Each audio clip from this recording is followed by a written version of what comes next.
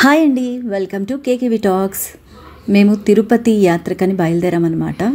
So night train, అది కూడా మనకి సికింద్రాబాద్ నుంచి కొన్ని ట్రైన్స్ వెళ్తున్నాయి అండ్ చర్లపల్లి నుంచి కొన్ని ట్రైన్స్ వెళ్తున్నాయి. కాబట్టి చర్లపల్లి రైల్వే స్టేషన్ ఈ మధ్య చాలా చాలా బ్యూటిఫుల్గా చేశారని చెప్పాలి. చాలా రెనోవేషన్ చేశారు అండ్ అంటే వెళుతూ ఉంటేనే ఎయిర్పోర్ట్కి వెళ్తున్నంత ఫీలింగ్ కలుగుతుందన్నమాట. నేను చాలా ఇయర్స్ బ్యాక్ ఈ స్టేషన్కి వచ్చినప్పుడు ఏంటంటే నార్మల్గా ఉండేది, బట్ ఇప్పుడు మనకి బయట కానీ లోపల కానీ అసలు అద్భుతం అని చెప్పాలి. ఎంత రెనోవేషన్ చేశారంటే, ఎంత డెవలప్మెంట్ అనేది బాగా కనిపిస్తుంది అనమాట. ఒక ఎయిర్పోర్ట్లోకి వెళ్ళినంత ఫీలింగ్ కొడుతుంది. సో మా జర్నీ అయితే స్టార్ట్ అయ్యింది అండ్ నేను, మా బ్రదర్, వాళ్ళ ఫ్యామిలీ అందరం కూడా వెళ్ళామన్నమాట.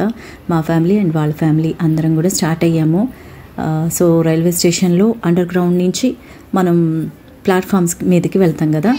సో ప్లాట్ఫామ్లో ఇంకా ట్రైన్ అప్పటికి ఆన్ అవ్వలేదన్నమాట. అంటే అసలు లైట్స్ కూడా ఆన్ చేయలేదు. చీకటిగా ఉన్న ట్రైన్లోకి మేమే ఎంట్రీ ఇచ్చాము. సో అక్కడి నుంచే స్టార్టింగ్ కాబట్టి, ఈ స్టేషన్ నుంచి స్టార్టింగ్ కాబట్టి ఇంకా ఎవ్వరు కూడా ఎక్కలేదు. సో మేమే స్టార్టింగ్ ఎక్కి, చాలా దూరం కాబట్టి కొంచెం ముందుగా వెళ్ళాల్సి వచ్చింది. ఇంకా ట్రైన్ జర్నీ స్టార్ట్ అయింది. మొదలు మామూలు రచ్చ లేదనమాట. మా పిల్లలందరూ కిందకి పైకి అలా తిరుగుతూనే ఉన్నారు. సో మా హస్బెండ్ చక్కగా ఫోటోకి పోజ్ ఇచ్చారు అండ్ మా వాళ్ళందరూ కూడా హాయ్ చెప్తున్నారనమాట. సో పైకి కిందకి బర్త్లన్నీ పైన కింద ఎగురుతూనే ఉన్నారు. సో జర్నీ అయితే బాగా జరిగింది అండ్ మార్నింగ్ అయిపోయేసరికి, మార్నింగ్ మేము 9:30కి దిగామన్నమాట. దిగడంతోనే విపరీతమైన వర్షం అక్కడ. అంటే సైక్లోన్ ఎఫెక్ట్ ఉంది కాబట్టి అనౌన్స్మెంట్ ముందే చేశారు. చాలా తక్కువ మంది ఉంటారనుకున్నాము జనాలు కూడా, బట్ బాగానే ఉన్నారు. మేము అక్కడ హోటల్లో దగ్గరలోని రైల్వే స్టేషన్ దగ్గర హోటల్లోకి వెళ్ళి ఫ్రెష్ అప్ అయిపోయిన తర్వాత, అంటే అలిపిరి నుంచి నడక మార్గం కాబట్టి ఫ్రెష్ అప్ అయ్యి మళ్ళీ ఆటో ఎక్కి అలిపిరి మెట్ల మార్గం వరకు వెళ్ళామన్నమాట ఆటోలో. అక్కడి నుంచి నడక స్టార్ట్ చేసాము. ముందుగా నడక స్టార్ట్ చేసే ముందు లగేజ్ అంతా కూడా లగేజ్ కౌంటర్ దగ్గర ఇచ్చేసాము. సో అక్కడ పోలీస్ ఆయన అంటున్నారు అనమాట, వీడియోస్ నాట్ అలౌడ్ అమ్మా అని. కాబట్టి ఆపేసాను. అండ్ ఈజీగా ఉంది, ఎక్కువ జనాలు లేరు కానీ లోపలికి వెళ్ళాక కంపార్ట్మెంట్లో మాత్రం ఉన్నారు. సో ఇలాగా అండర్ గ్రౌండ్ నుంచి మా జర్నీ స్టార్ట్ అయ్యింది. అందరం గొడుగులు, అంటే కొన్ని అయితే ముందే వర్షం ఉంటుంది అని కొన్ని తీసుకెళ్ళాము, కానీ అందరికీ సరిపోలేదు కాబట్టి కొన్ని కొనుక్కోవాల్సి వచ్చింది. వర్షంలోనే అలిపిరి నడక అనేది సాగిందనమాట. మంత్కి 90 వస్తాయంటాం. ఇప్పుడు అడిగేది మంత్కి 90 చిల్లర ఉంది కదా, మంత్కి ఎన్ని వస్తాయండి? 90 వచ్చేస్తాయి అంట. ఎందుకమ్మా నువ్వు అంతా వచ్చేసి ఇక్కడ కూర్చుంటే 90 వచ్చేస్తున్నాయి అంట మంత్కి. 90,000? 90,000? కట్టలు పెట్టుకుంది. మా అమ్మాయి కూడా నాకులాగా అందరినీ ఇంట్రోగేషన్ చేయడం స్టార్ట్ చేసింది. ఏంటి, ఎక్కడ, ఎలా అని. అలాగే చిల్లర ఇచ్చే వాళ్ళని ఎంక్వైరీ చేశారట. వాళ్ళకి మంత్లీ ఈ చిల్లర ఇచ్చినప్పుడు 100 రూపీస్ ఇచ్చినప్పుడు 10 రూపీస్ వాళ్ళు ఉంచుకుంటారు, అంటే 90 రూపీస్ చేంజ్ ఇస్తారనమాట. సో అలాగే 90,000 సంపాదిస్తున్నారట. నిజంగా గ్రేట్ అని చెప్పాలి.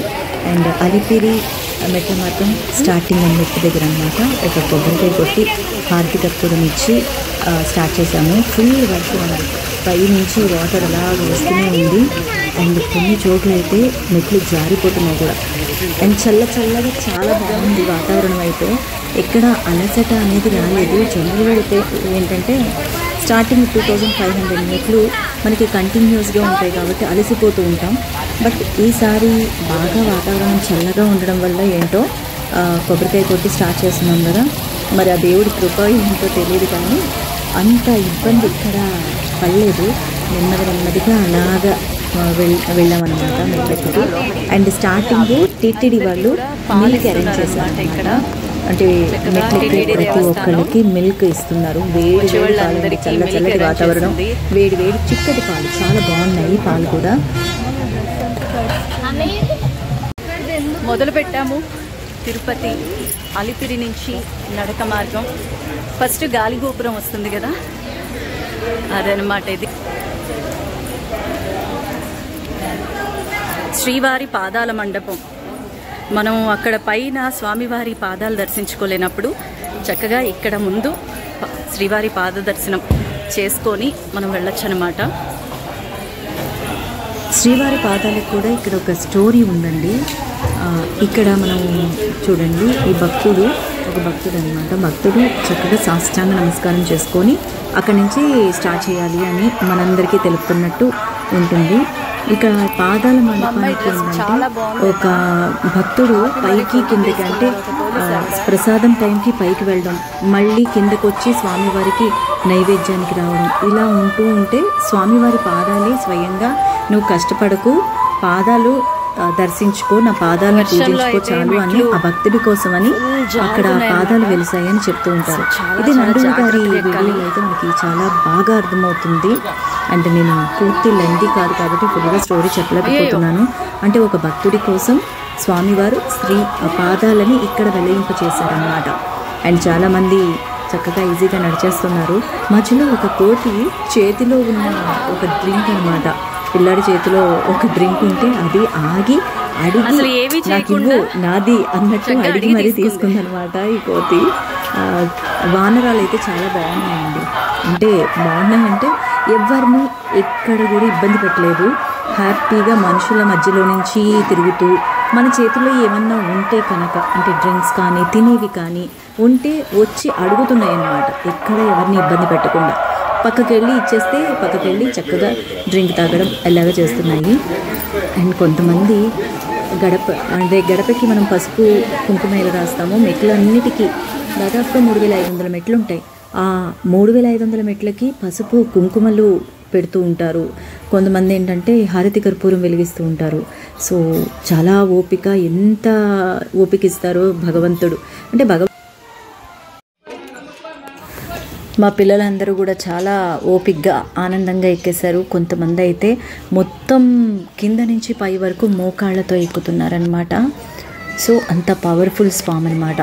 ఇక మధ్యలో మనకి లేళ్ళు ఇవన్నీ కూడా కనిపిస్తాయి, దుప్పిలు ఇవన్నీ కూడా కనిపిస్తాయి, జింకలు సో జింకలు అన్నీ కూడా కనిపిస్తాయి. యానిమల్స్ని చూస్తూ చక్కగా ఆస్వాదిస్తూ ఆ పరిసరాలు చుట్టుపక్కలంతా కూడా పచ్చదనం.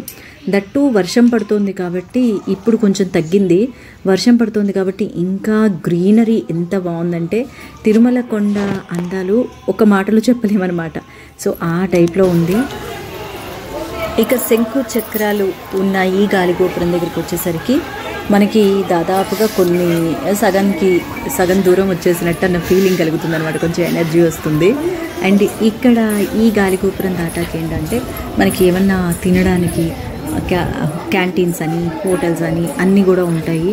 ఇక్కడ ఏ ఇబ్బంది లేకుండా చక్కగా మనం రిలాక్స్ అవ్వడానికి కొంచెం స్పేషియస్గా ఉంటుంది. ఇక్కడ అన్ని రకాలు దొరుకుతాయి. కొబ్బరి బొండం కానీ, డ్రింక్స్ కానీ, తినడానికి ఫుడ్ కానీ అన్నీ కూడా బాగుంటాయి. సో ఇక్కడ వరకు వస్తే మనకి ఆల్మోస్ట్ మెట్లన్నీ కూడా కంప్లీట్ చేసేసినట్టు అనమాట.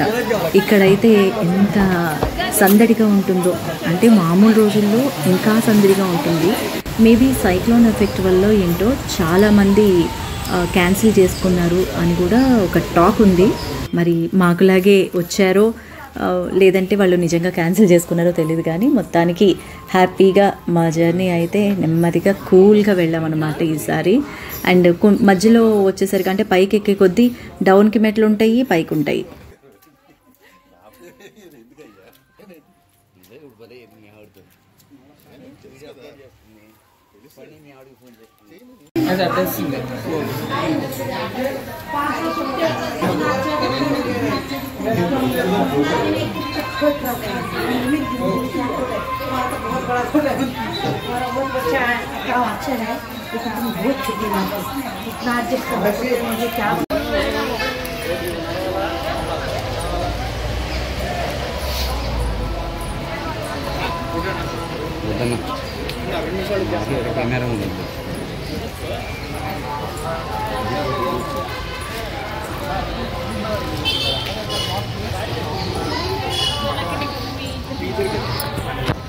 ఇదో కింద నుంచి చూస్తాను.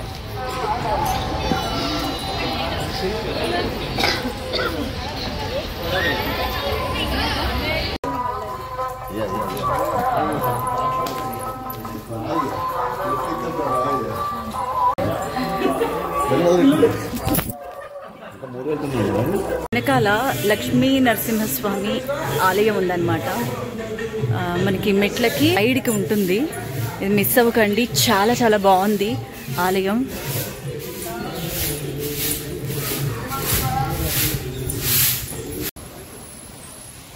సో రోడ్ వరకు వచ్చేసాము. రోడ్ హైవే ఎక్కేసామంటే ఇంకా అంటే ఇది ఒక హైవే లాగా అనిపిస్తుంది అనమాట. సో ఈ రోడ్ ఎక్కేసామంటే ఇంకా మ్యాక్సిమం 3/4 కొండ మార్గం మనం కంప్లీట్ చేసినట్టే.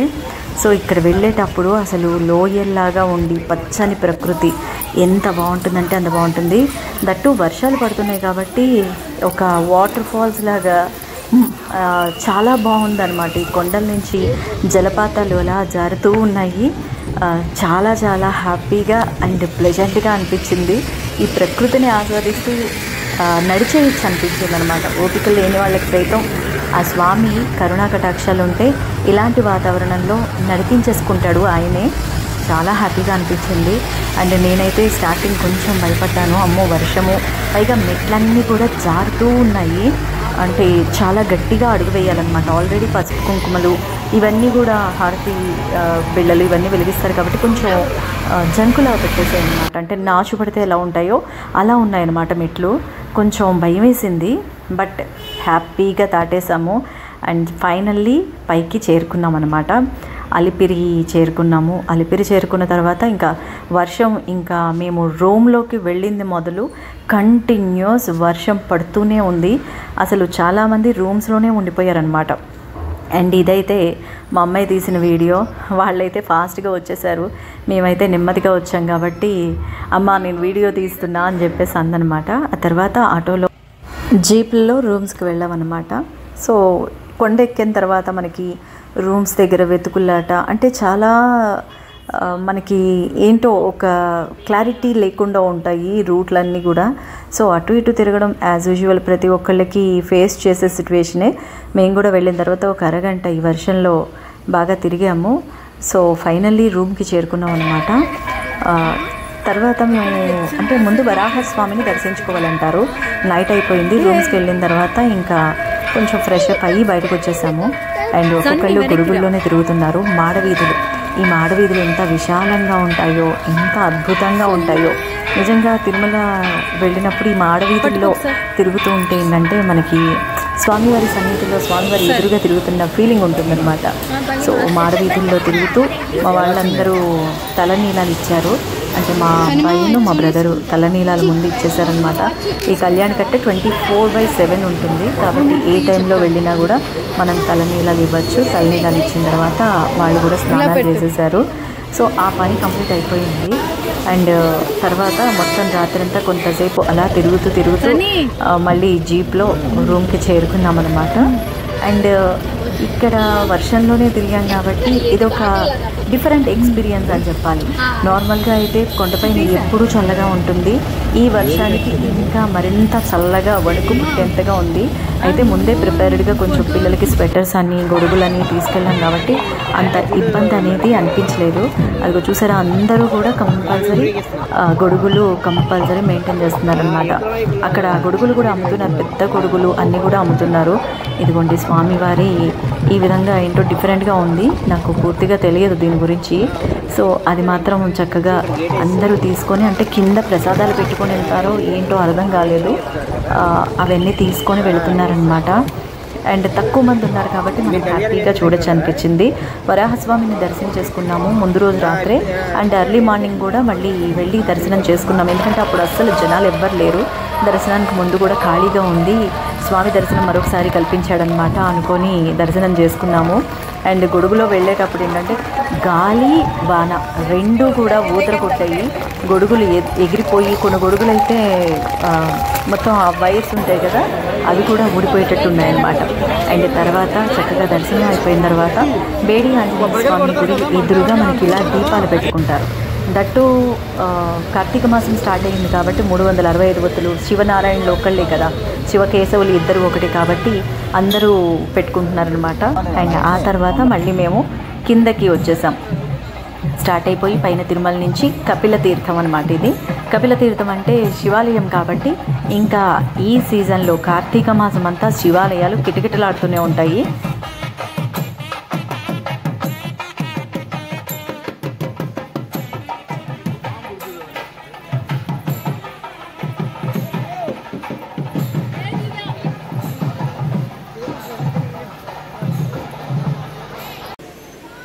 కపిల తీర్థంలో లోపల వాటర్ ఫాల్స్ ఉన్నాయండి, చాలా చాలా బాగున్నాయి. అండ్ లోపలికి వెళ్ళడానికైతే ఎంట్రీ లేదు, అంటే వర్షాల వల్ల ఏంటో క్లోజ్ చేసేసారు. సో ఆ స్వామిని దర్శించుకున్న తర్వాత గోవిందరాజు టెంపుల్కి వచ్చేసామన్నమాట. గోవిందరాజు టెంపుల్ గురించి చాలా చరిత్ర ఉందండి. ఇది మీరు నండూరి శ్రీనివాస్ గారి వీడియో చూస్తే మీకు బాగా అర్థమవుతుంది. సో గోవిందరాజు టెంపుల్లో దర్శనం కూడా చాలా ఫాస్ట్గానే అయిపోయింది. పార్థసారథి స్వామి వీళ్ళందరూ ఉంటారు, ఆండాళ్ వీళ్ళంతా ఉంటారు కాబట్టి మంచి దర్శనాలు అయ్యాయి. అండ్ ఆ తర్వాత మనకి తిరుచానూరు అమ్మవారి ఆలయం, అలివేలు మంగ ఆలయంకి వచ్చామన్నమాట. ఇక్కడ అంతరాలయంలో ఒక అద్భుతమైన దర్శనం అయిందని చెప్పాలి. తెలిసిన ఆమె ఒకరు చెప్పారనమాట, చాలా మంచి దర్శనం అయింది. సో మొత్తానికి ఒక అద్భుతమైన డివోషనల్ జర్నీ కంప్లీట్ అయిపోయిందండి. ఎక్కడా కూడా మాకు ఇబ్బంది అవ్వలేదు, అండ్ పిల్లలు కూడా ఇబ్బంది పడకుండా హ్యాపీగా కంప్లీట్ చేసేసుకొని ఇల్లు సేఫ్గా రీచ్ అయ్యాము. సో ఈ జర్నీని మీతో షేర్ చేసుకోవాలని అనిపించి నేను ఈ వీడియో చేశాను. అండ్ మధ్య మధ్యలో చాలా వీడియోస్ స్కిప్ చేసేసాను, ఎందుకో అంత లాగ్ వీడియో అని. బట్ నా వీడియోస్ని ఆదరిస్తున్నారు. థ్యాంక్ యూ వెరీ మచ్ అండి.